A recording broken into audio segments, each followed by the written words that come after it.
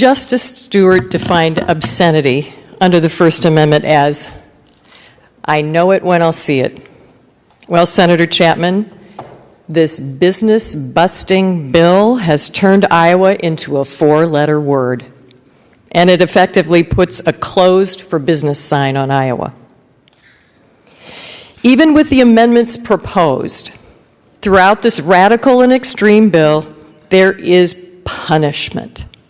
Senator Chapman said in subcommittee and today, these tech companies are censoring Iowans, and he wants to make sure that Iowans are being safeguarded with their ability to say what they want to say as long as they are not violating criminal law.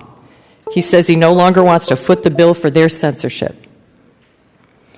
I don't believe all the co-sponsors read this bill before they signed it. I just don't believe it, especially Senator Kulker, who has devoted her professional career to economic development.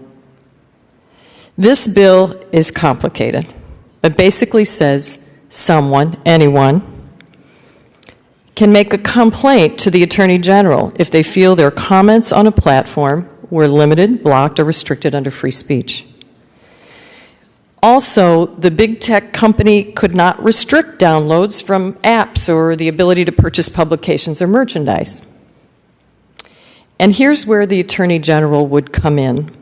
They would have to investigate the complaints within a narrow window, and if there is a reasonable suspicion that a company or government entity violated this legislation, the case is taken to court.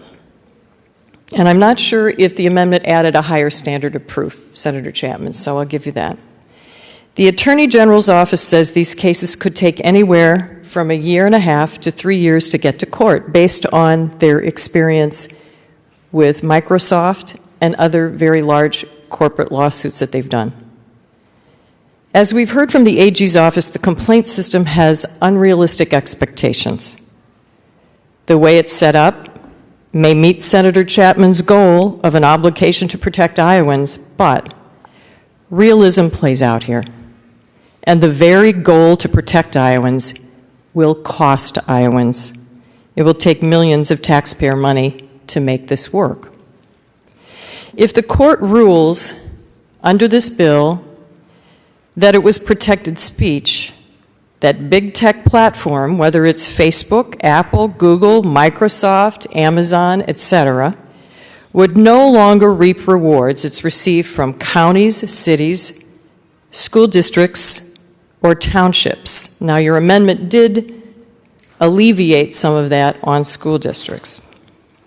That includes future agreements with any kind of future payments, tax credits, sales tax exemptions, refunds, property tax credits, exemptions, rebates, refunds, reimbursements, or grants from property tax paid, or any other special benefits from a governmental entity for 20 years. And I do believe once this legislation is enacted, it is retroactive to January 1st, 2001. That's how I read it. I may be wrong. And the AG's office is responsible for all of the appeals, too, automatically. And it's not clear that if there are protected speech lawsuits in other states, would that negate Iowa's contracts with big tech here? That I can't tell. So hypothetically, this could affect the huge Facebook property in Altoona, Google in Council Bluffs, Apple's plans in Waukee for a data center, Microsoft in West Des Moines, and Amazon in Bondurant. I wonder if Senator Nunn has weighed in on this. Thousands of jobs in his district with construction, thousands of future jobs on the line. It would interrupt this business and agreements worth millions and millions and millions of dollars, thousands of jobs, and any future prospects. Senator Chapman, your motivation for this bill was to punish big tech for limiting or taking down conservative comments. In the subcommittee, you talked a lot at the end about conservative comments. And I think, Senator Schultz, you may have said like a guard dog on conservative comments. But what could happen out of this retaliation is a punishment for communities who have been working for years to attract business or build a workforce and develop Iowa as a great place to live. Wherever there's an app, a website, a platform to learn, to do business, to promote communities, there's a punishment on the very people who live here, work here, learn here. And that's just the beginning of the bill. Whether it's in the definitions, and there are quite a few new ones, the enforcement section, the obligations of what the Attorney General must do to comply with this legislation is involved and punitive to those who are trying to make an innovative state. But I don't believe there's any convincing you otherwise. I heard you say in the subcommittee, what is the economic impact on our Bill of Rights? This bill is flawed. It has flawed reasoning, and the courts, and I know how you love the courts, Senator Chapman, will question it from a number of angles.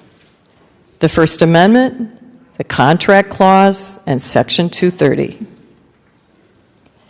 The First Amendment says, Congress shall make no law respecting an establishment of religion or prohibiting free exercise thereof, or abridging the freedom of speech, or of the press, or of the right of the people peaceably to assemble and to petition the government for a redress of grievances. So through the years, the Supreme Court has ruled the government cannot restrict speech, the press, and other media, whether it's on the internet or in newspapers. Social media and other platforms are not the government. Therefore, their actions are not violations of the First Amendment. Tom Petty's, a professor of law at the University of Iowa, says, quote, when we as a country adopted the First Amendment and the freedom of speech, it wasn't to force privately owned media companies to carry content against their will. We adopted the First Amendment and freedom of speech to protect ourselves from government restrictions on speech. So when we talk about censorships, what we are traditionally talking about is government interference to our right of free speech.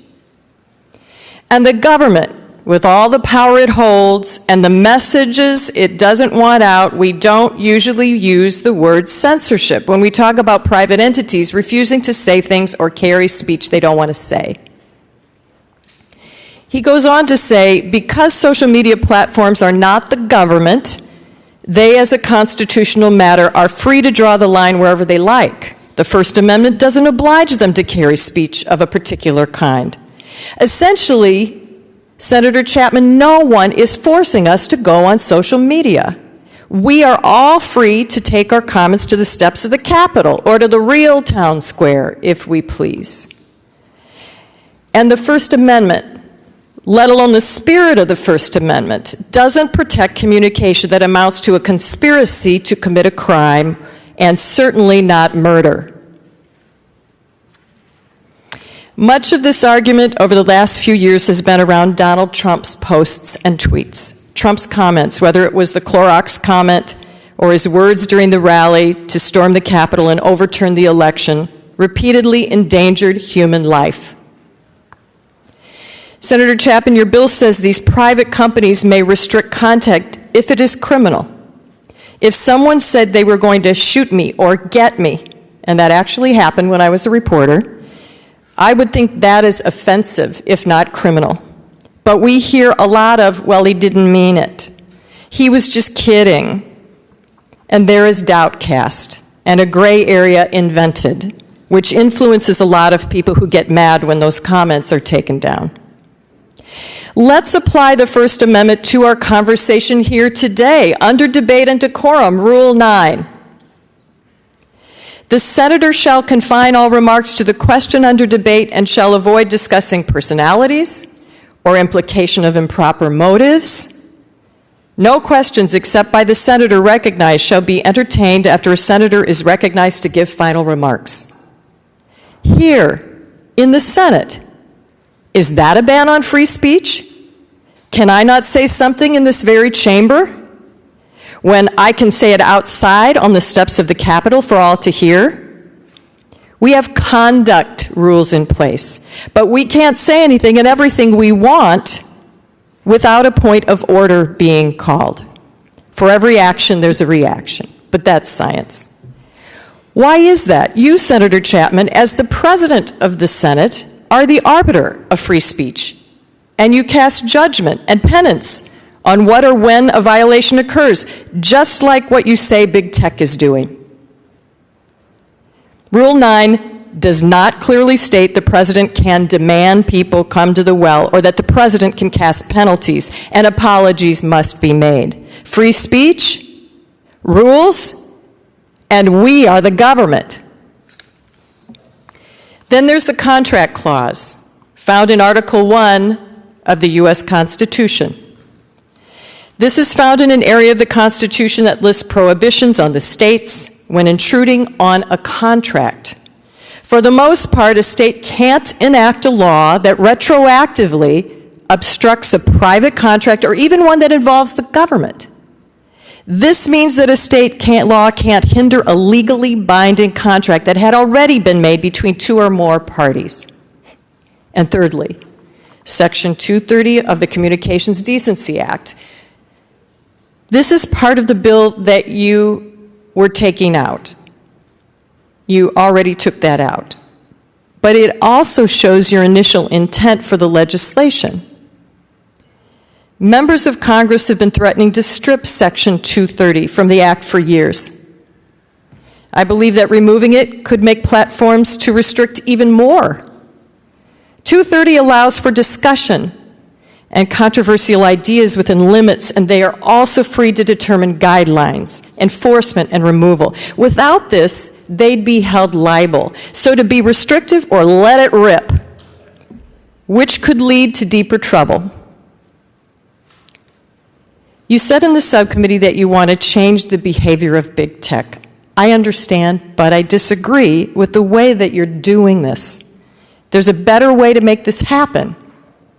We're all supporters of the First Amendment. As you have stated, Senator, 56 men pledged their lives to the value of the Bill of Rights. That does not escape us. However, as I see this, it throws the baby out with the bathwater in this legislation. And one more thing. Just where did you hide the Republicans? Just where did you hide the Republicans? The Republican Party used to pride itself on supporting business, big and small. You used to be about limited government. Instead, this bill would grow government and government reach. It would increase regulations, red tape, tie up everything in the courts, and wait for it, make lawyers rich. Not to mention increase Attorney General Tom Miller's budget substantially. And I'll let you explain that to the Iowa taxpayer. I would urge a no vote on this legislation.